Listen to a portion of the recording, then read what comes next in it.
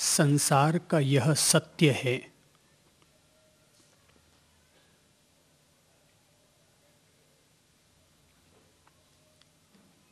कि यहाँ प्रत्येक व्यक्ति, प्रत्येक वस्तु और प्रत्येक परिस्थिति के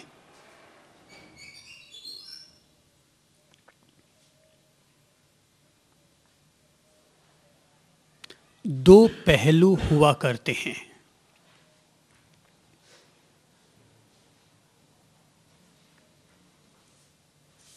एक पहलू पॉजिटिव होता है और दूसरा पहलू नेगेटिव।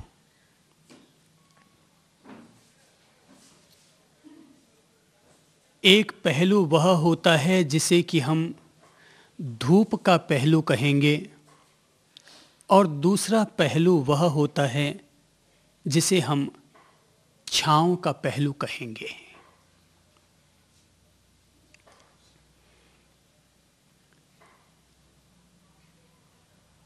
ऐसे लगता है कि दुनिया में धूप और छांव का खेल चलता रहता है।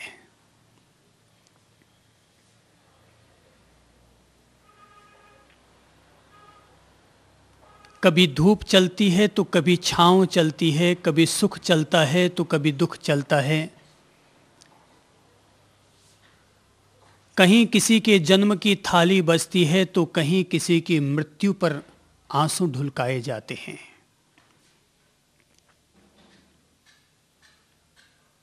कहीं किसी के मिल जाने पर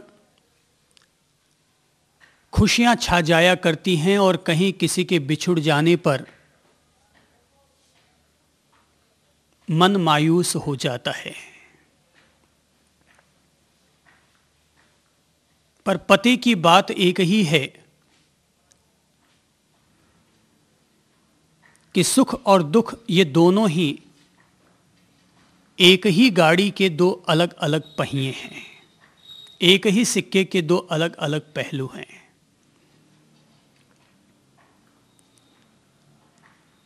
दोनों में से किसी एक को अलग नहीं किया जा सकता।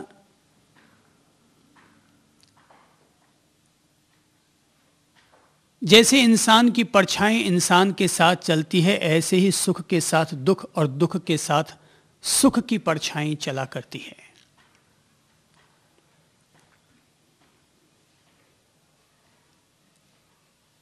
सुख और दुख ये जिंदगी भर यूं ही चलते रहते हैं, लेकिन एक साधक व्यक्ति सुख और दुख के, धूप और छांव के इस खेल को सचेतनता पूर्वक समझ लेता है और अपनी अंतर्दृष्टि से समझते हुए वो सुख में भी सहज रह लेता है और दुख में भी सहज रह लेता है। अमूमन तारीफ मिलने पर इंसान अहम भाव को पोषित करता है, पर निंदा सुनने पर मन में आर्त ध्यान और रौद्र ध्यान करने लग जाता है।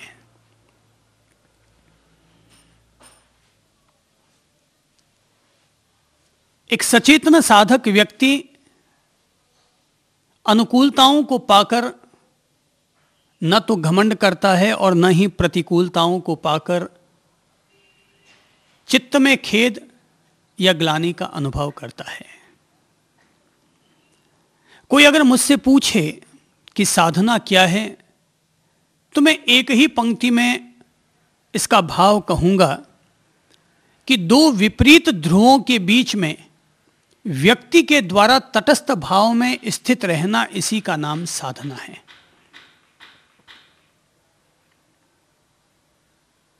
क्योंकि परिस्थितियां तो बनती ही हैं और बिगड़ती ही हैं। दुनिया में ऐसा कोई भी अरबपति व्यक्ति नहीं है जिसने 7 पीढ़ी से अरबपताई देखी हो। संसार का नाम ही गति है,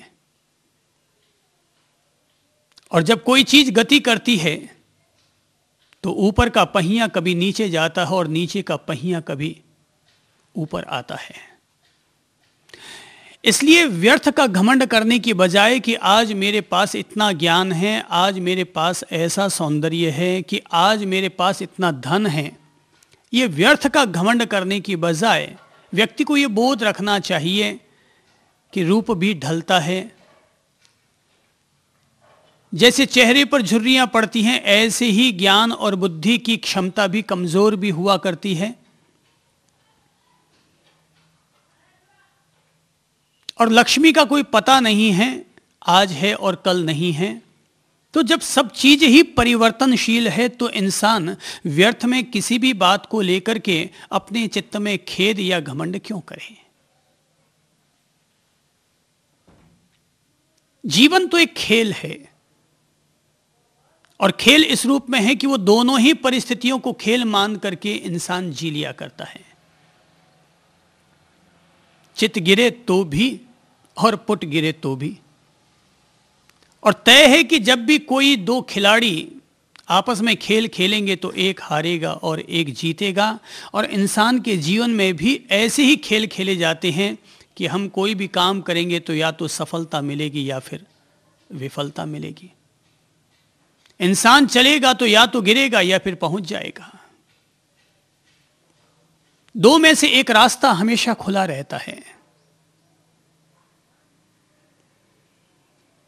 देहरी के दीप कम जलते हैं कि बाहर भी रोशनी पहुंचे और भीतर भी रोशनी पहुंचे, पर एक बात तय है कि परिस्थितियां बदलती हैं। इस परिवर्तन का नाम ही संसार है। ज्ञानी लोगों ने संसार को समझने की कोशिश की है, और उन्होंने संसार को समझा है, इसीलिए वे संसार के प्रति मूर्छित नहीं हुए। माया का उन पर प्रभाव न पड़ पाया। कहते हैं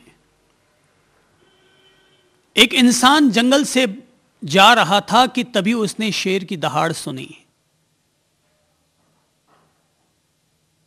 वो भागा।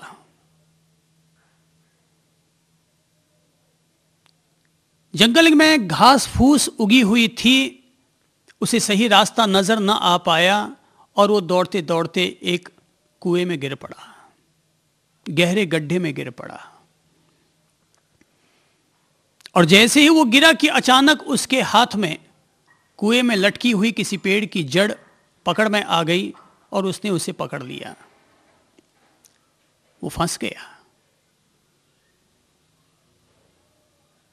उसने देखा कि जिस पेड़ की जड़ उसने पकड़ी है, जिस डाल को उसने पकड़ा है, उस डाल को चूहा काट रहा है। उसने देखा कि जिस पेड़ के सहारे वो लटका है, उस पेड़ को एक हाथी चोट मार रहा है, अपनी सूंड से उसे हिलाने और गिराने का प्रयत्न कर रहा है। वो ये भी देख रहा है कि अगर वो बाहर निकल आएगा तो भी खतरा है। और भीतर उसने नजर डाली तो चौंक पड़ा, क्योंकि अंदर में एक सांप मुंह खोले खड़ा है कि अगर वो नीचे गिरे तो उसको डंक मारे। आदमी पसोपेश में पड़ा है कि आखिर करे तो क्या करे, कि तभी देखा कि जिस टहनी के नीचे वो लटका हुआ है, उस ऊपर की टहनी से एक बूंद शहद की अचानक आकर के उसकी नाक पर गिरी और उसके होठों से छूती हुई उसके जिह्वा पर आ गई। उसको बड़ा स्वाद लगा, आनंद आया, मजा आया। उसने उस शहद को चाटा। वो फिर कुछ और सोचे कि ऊपर निकले कि बाहर निकले, कि तभी फिर एक और बूंद आकर के गिरी और उसको फिर स्वाद मिला।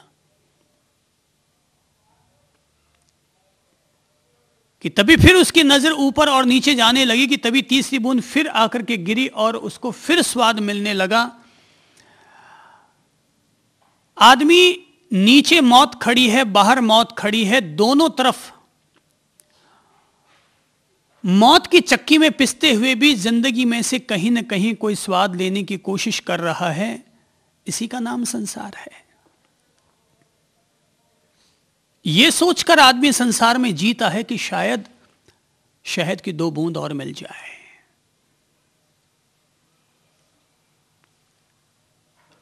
अज्ञानी व्यक्ति यह देखता है कि शायद 2 बूंद और मिल जाए शहद की, लेकिन ज्ञानी व्यक्ति उस शहद की बूंद को देखने की बजाय वो देखता है नीचे भी मौत खड़ी है और ऊपर भी मौत खड़ी है, अब बीच में मुझे क्या करना चाहिए।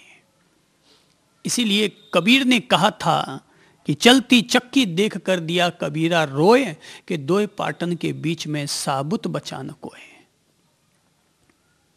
ये 2 पाटन हैं, एक नीचे का पाठ है, एक ऊपर का पाठ है, कभी सुख का पाठ है, कभी दुख का पाठ है।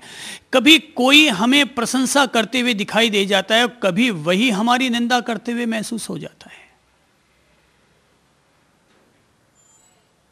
जिसे हम अपने लिए आज्ञाकारी मानते हैं वही व्यक्ति कभी हमारे मुंह पर सामने बोलने लग जाता है। तो ज्ञानी व्यक्ति ऐसी स्थिति में जागृत हो जाता है, आत्म जागृत हो जाता है और समझ जाता है ये परिस्थिति है कि कभी अनुकूल और कभी प्रतिकूल। वो मोहित नहीं होता। मोहित इसलिए नहीं होता क्योंकि वो दोनों परिस्थितियों को समझ चुका है, दोनों स्थितियों को जान चुका है, वो ज्ञानी हो चुका है। ज्ञानी वो नहीं है जिसने बहुत सारी किताबें पढ़ ली हैं। ज्ञानी वो नहीं है जो प्रोफेसर हो गया है। ज्ञानी वो नहीं है जिसने डॉक्टरेट या महोपाध्याय डिग्री हासिल कर लिया। ज्ञानी वो है जिसने इन 2 पाठों को समझ लिया है और इनमें से जो निकल पड़ा उसका ज्ञान उसके जीवन में चरितार्थ हो गया। पति की बात ही यही है कि सुख और दुख ये दोनों हमारे साथ साथ चलने वाले हैं। इसलिए किसी भी परिस्थिति के प्रति खिन्न होने की बजाय, प्रसन्न होने के बजाय हम लोगों को सहज होने की कला सीख लेनी चाहिए। कोई अगर पांव में आकर के धोख लगा जाए तो ये मत समझना कि मैं बड़ा हो गया और किसी ने मुझे धोख लगा दी है, प्रणाम कर दिया है। उस प्रणाम को खुद लेने की बजाय उस प्रणाम को परम पिता परमेश्वर को याद करते हुए अपनी ओर से वो प्रणाम उस तक पहुंचा देना चाहिए।